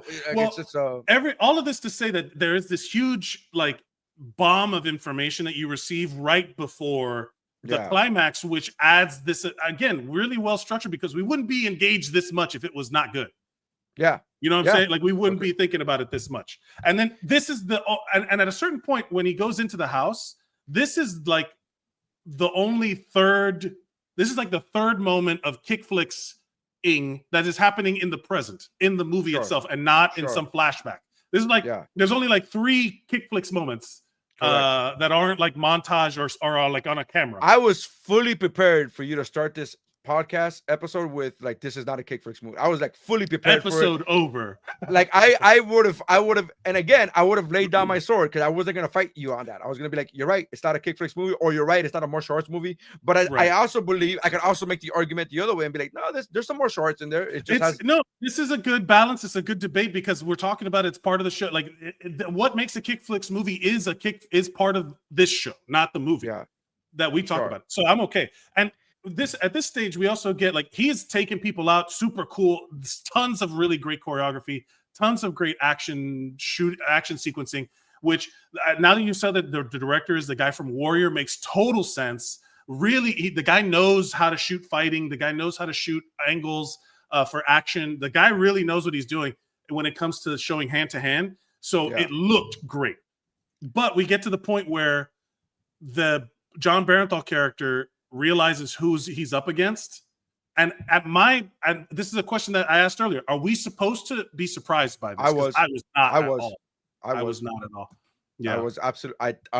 I was like, oh shit! It blew me the fuck away. Like I was. Also, it was a great moment for me in the theater. It was a great moment for me in the theater because I was like, because also the music leading up to it, and then him watching the monitors and the shadows and blah blah, and then I was like, oh yeah, that's fucking dope. So Christian goes to Lamar's mansion where the team of hitmen awaits. He fights his way inside with guns, and then finally martial arts, and surprise, his brother Braxton is the hitman who's protecting Lamar, and Lamar is hella confused as to what is happening. I love the idea. Just fucking run, Lithgow. Just run away. What are you doing? Just standing around going, like, what is happening, Mom? Run away. Lithgow that's so funny to me because as an actor, you just how many takes did it take from him to be like, what's happening? He just keeps asking. He just keeps asking John Barenthal, John Barenthal's just looking at a computer monitor, and then as an actor, I'm watching. I'm watching along with you. What the fuck, man? I'm sure the movie will tell us what's happening. And the whole time, I'm just thinking as an actor, like John Lithgow going, what's happening? What's going on? How many times did he say what's happening? It's so fucking funny to me. It's so funny to me. There's an exchange in this big fight scene where one of the bad guys goes like, "You weird fuck" to Ben Affleck, and I started laughing so hard because I was like, "Yeah, of course you would." It's like, "What do you weird fuck?" Because I just thought that was such a funny, like, natural language, like not a script moment. It's like, "What are you doing, you weird fuck?" It was like such a genuine moment that you would call like. It's like, he's kind of a weird fuck. That's one of the 29 F-bombs. It was paired with weird. It was so much good. Like, again, really, really well done. I enjoyed the shit out of this. And then look, I put the brothers fight, and then I put ... using martial arts. I'm like, look, there's martial arts in this movie. I swear to God, there's martial arts. Like, please, I swear there's martial arts in this movie. It was so funny. I would have loved, oh God, again, if this was a comedy, I would have loved for the little brother to do like the classic little brother fighting, and suddenly they forget all their martial arts, and they're just like, quit hitting yourself, quit hitting yourself. Like they just start doing like little Ben Affleck starts spitting a loogie, and then like fucking sucking it back up. I love that. They fight, they banter, and then I called it brother banter. It's brother banter. Brother banter. They're having a little chat. Lamar gets got while talking about how important he is. He's talking about how important he is, and then he's like, "Do you know whatever?" My favorite. This scene of him dying was on par with Sam Jackson getting eaten by the shark. Yes. Okay, like so my wife and I just watched the first season of Fargo, and spoiler alert, it's in the first episode. Oh my God. You know what I'm talking about? Have you never seen it? Have you never seen it? I had never seen it. So when I watched the first season of Fargo, there's a moment where my wife had started watching it, and she's like, "You have to watch this with me because it's so good." We started watching it, and there's a scene where this guy, it's in the first episode. He kills his wife, but the way he does it is that she's like, "Man, oh, what are you gonna hit me with a hammer?" And he goes, "Gank," and he just does it. This is like a No Time for Love, Dr. Jones, bang! Like he does it. It's like I don't need to hear all that, which is perfect for the characters that they've set up, right? Like nobody gives a shit about emotional investment. I don't give a shit about what speech you're about to give me. He's literally in the middle of some rant. No. What's the word that they use in the Incredibles? A monologue. He's monologuing. You got me monologuing again. He got me monologuing. Like he's literally monologuing. He's like, blap, blink, blink. He just blinks him. He's like, I got no time for your. I need to do some plinking. And I love the fact that he says, I love the fact that he tells his brother, sorry. Like he did job, I have to finish the puzzle. Like I have to finish. I have to finish the puzzle. Like there's nothing. So good. I love a good, there's some moments. I wish I could, I like, oh, what are you going to do? Shoot me? Plap. Like that kind of, that instant moment of like, I don't need to hear any of this stuff. Those moments are always so good. That genuinely caught me by surprise. I think that might be my favorite scene. Sure. That moment, because it does encapsulate the entire movie. It was very reminiscent. There's two scenes that I thought of the moment he did that. It was the scene of Sam Jackson getting eaten by the shark in the middle while monologuing. And then the other one was, if you ever watch American Gangster with Denzel Washington, Idris Elba, before he was Idris Elba, was in that movie. And he's like, "Oh, what are you gonna do, Frank? You're gonna shoot me out here in the street, in the middle of everybody, with everybody watching? You're gonna go ahead and shoot me? Go ahead, then." And then, without hesitation, plank. And you're like, "What? There goes. He went planking." Plink, plink. Okay, so Lamar gets got while talking about how important he is. The brothers agree to meet up in a week and quote, "Name the place and I'll be there." And I thought that was a very nice moment. They're brothers, man. They reconnect. This was perfect. I loved it. I thought, and it made sense too because of all of the shit that they've shown you. Again, they earn everything in this movie feels earned. Yeah, the Flash. We earned it through the Flash. Yeah, it's great. It's great. I'm a big fan of flashbacks. I am, and then it's so funny when used correctly. But here's the thing: I'm a big fan of flashbacks, and it wasn't until I read script writing books that I was like, "Oh, I shouldn't be a fan of flashbacks." But I just really. But I'm just a sucker. You know what it is? I'm a sucker for time travel, and flashbacks is a cheap way of time traveling. Sure, and it's absolutely. I'm a sucker for time travel. But I love the flashback. But there are two movies, and this being the second one that I can recall are very flashback heavy, but they use it correctly in the right way. Yeah. And the other one being, and it's a movie that nobody ever remembers, and it's a firefighter movie with Joaquin Phoenix. And who am I forgetting? It's gonna come to me in a minute. Anyways, I think I know which one you're talking about, but I don't remember. Because they all kind of blur. All the firefighter movies blur together. Yeah. It's like engine something or Ladder 49. Ladder 49. Ladder 49. Thank you. All right. So Medina is now an agent, and she's leading the investigation, and she has a chance there to be like, "Hey, we got this because this tip because of this gangster who's this accountant who's whatever, blah blah. Mhm, But she falls in line and she says it was a team effort. She does the whole politician thing, and she's like, it was a team effort. She does the same speech that J.K. Simmons did at the beginning. It was like the bookend. Yeah. I love a good bookend. Well, not only that, but yes, it's the same speech that J.K. Rowling did in the beginning, but it's also the same speech. J.K. Rowling? She's a super anti-trans speech. My notes are just full of like references that is like, hey, there's a J.K. in there, there's a J.J. in there. Who knows? No, but he gives the speech that he gave at the beginning. Yeah. Not only that, but it's also the same speech that every fucking cop politician gives at every press conference. It's very by the numbers. It's very like passing the torch. It's a team effort. It shows that she's falling in line. That she's going to take over the mantle of whatever this guy was, which is receiving the tips from the phone call. Yeah. The handler of the handler. Yeah. Which leaves it open for a part 2. Hopefully we'll get one day. Maybe soon. Back at Harbor Neuroscience, a young kid / patient walks into a room, and we see that there's a jigsaw puzzle from the beginning of the movie, and it's framed up. Surprise! The girl from the beginning is Justine, which is the founder's daughter, and she's Christian's handler. And that reveal was great. That I loved. I did not guess that one. I did not guess that one. I didn't guess it. I mean, I'm dumb. I didn't guess any of these, so I don't lean. I didn't guess any of them. I loved that. I also, it makes me think, is the guy that runs that place involved in some way? Because he bought his daughter the computer. He didn't buy the computer. I'm imagining him as the like they're walking the family's walking their autistic kid through the house, and he's like, we'll make a killer out of him yet. We train him up good here at this neuroscience study place. Oh, the Harbor Neuroscience is the Red Room. It's that's why I was like, oh, this is that. Is the guy in on it? Why is this? No, he's not in on it. Because he said that like he could hack NASA with that computer. Yeah, but he said that they get donations, and some donations, some donators are bigger than others, are better than others, are more generous. So you think Christian? Of course, Christian got that computer. No. That's what I thought. No. He did, because it says that he said that at a certain point they reveal in the money part where she's talking to the IRS guy. Agent Medina's talking to the IRS guy that clearly wants to fuck her, but then she's like, "I'll give you a promotion," and he's like, "Right, yeah, that too."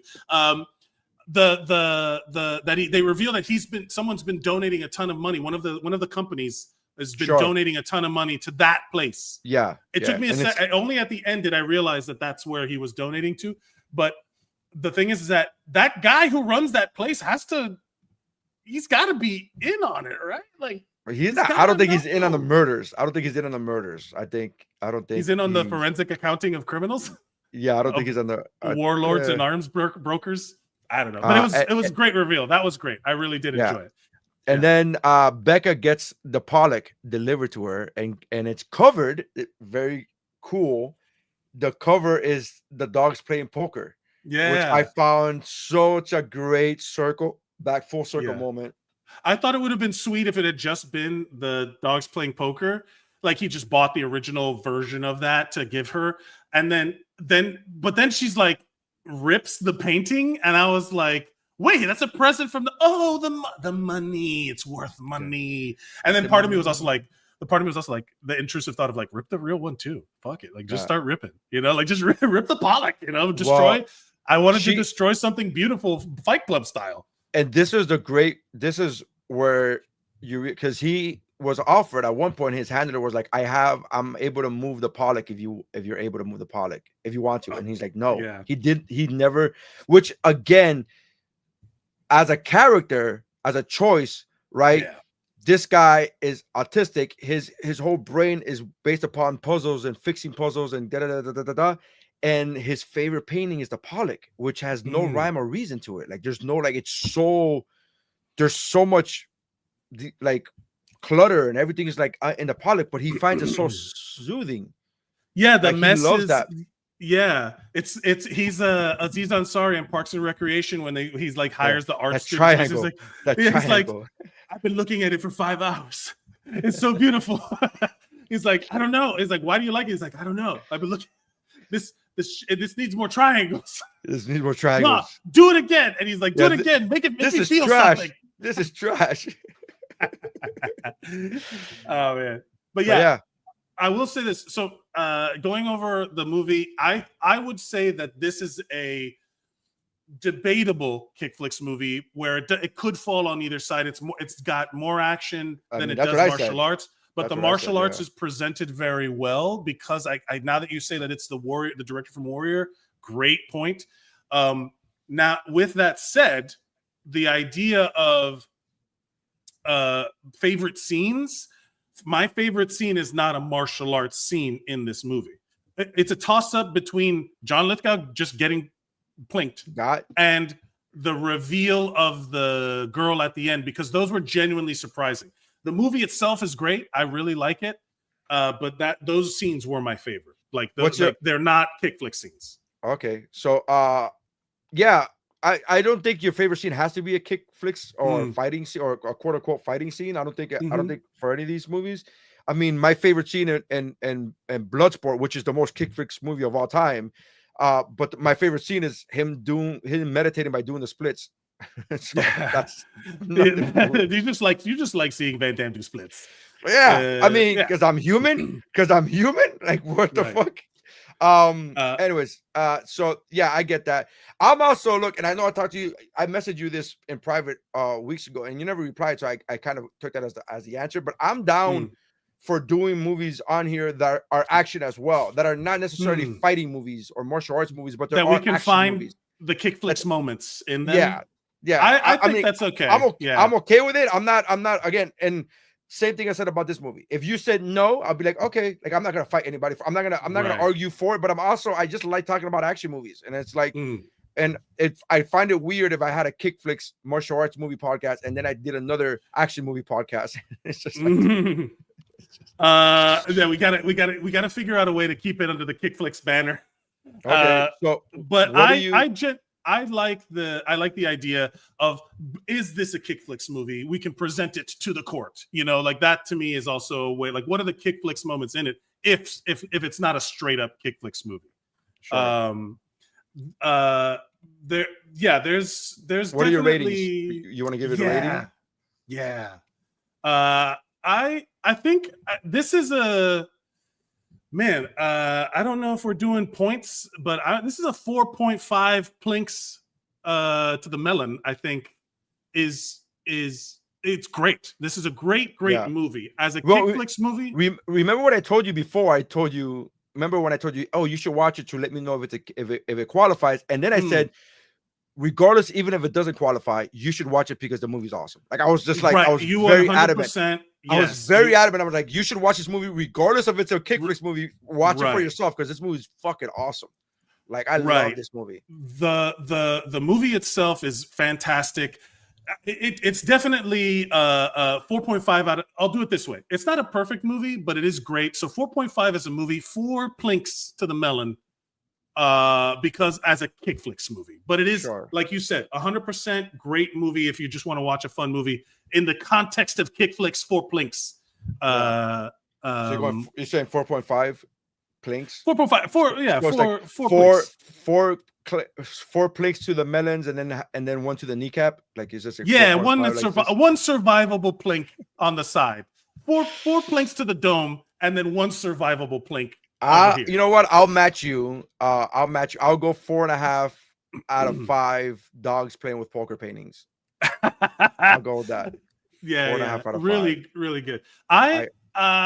So all of this is a solid recommendation. I think everyone should go watch it. Now, moving on to our next pick. I would like to present the trailer for my pick because I have not actually seen it, but I saw the trailer and I'm like, this is a KickFlix ass movie and we have to watch it. Sure. So we're just going to watch the trailer real quick. So let's see here. Let me know if you can hear it. This is a movie called By the Sword from 1991 starring Eric Roberts, KickFlix icon. Here we go. Can you hear it? Or it's not playing anything. Yeah, I can hear it. Yeah.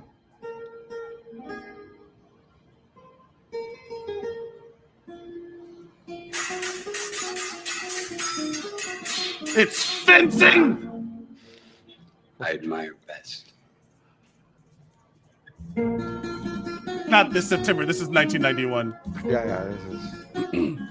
The Spanish guitar is.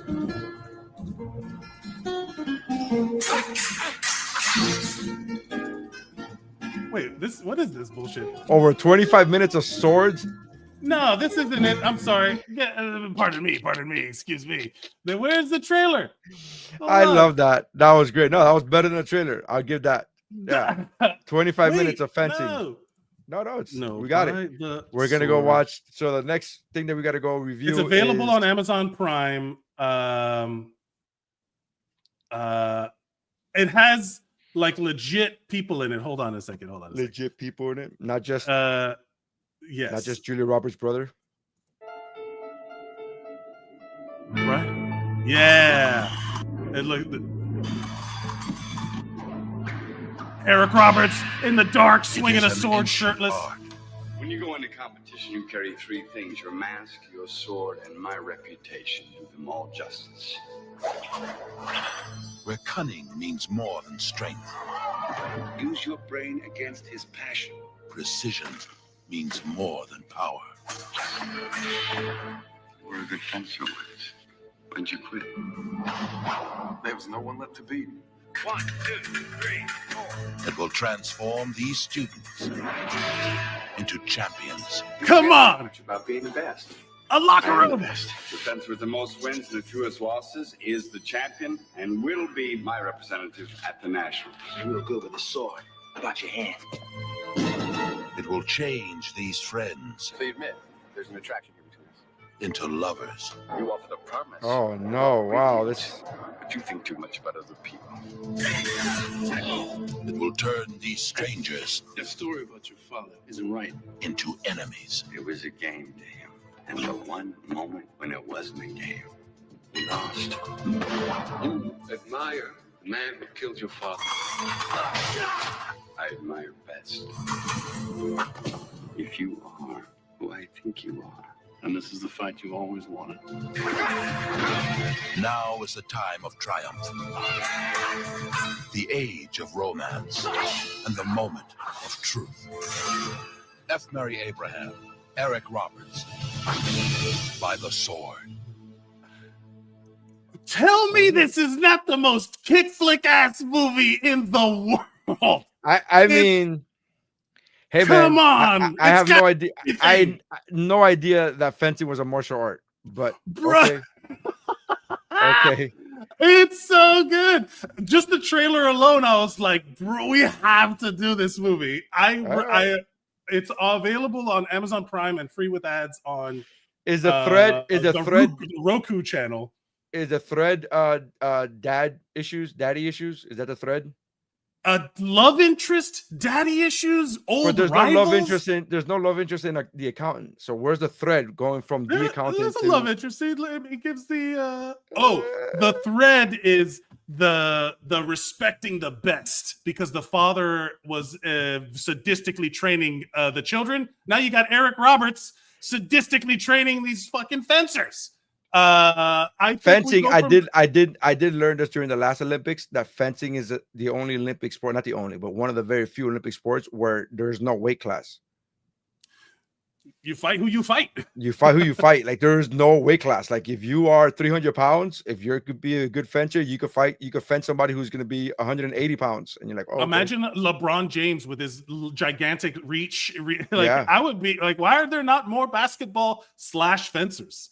You know what I mean? Like, but I look. Oh, you want me to draw a line? I mean, the line is father. The line is father issues. Is daddy. The issues line is absolutely there. Daddy issues for sure.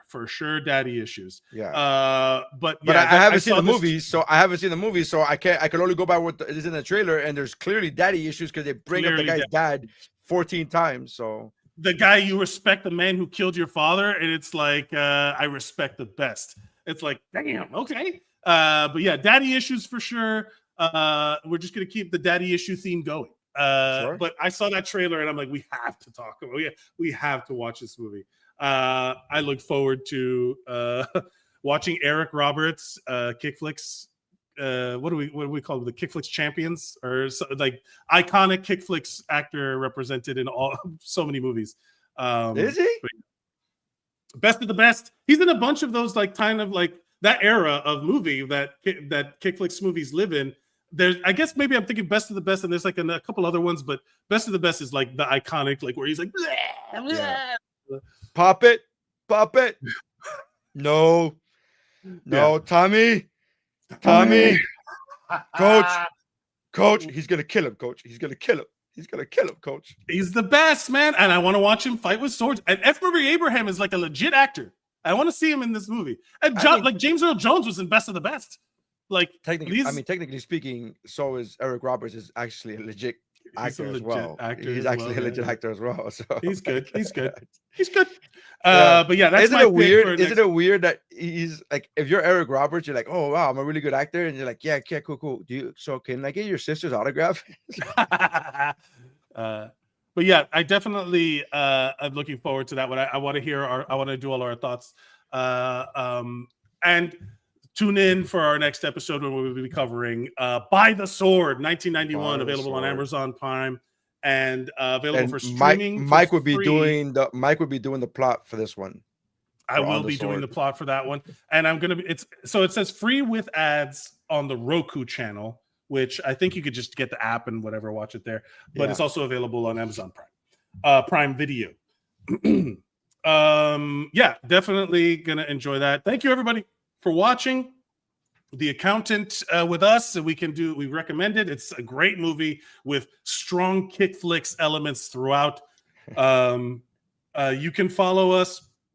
If you're watching in the future, please consider liking, sharing, and subscribing to our channel so you will be notified when we go live. And you can get in the comments like Hilda did.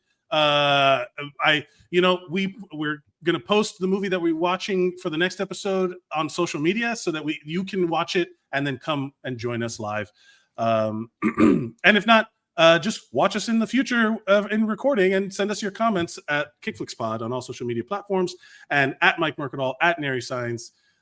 Is there anything else, Nery, that you would like to promote? No, that's it. Next week is the show at the Improv, May 7th at the Miami Improv. Tickets available at MiamiImprov.com. And it's going to be a show with me and Luis Diaz, and looking forward to it. So check it out. All right. Thank you, everybody, for watching. And KickFlix!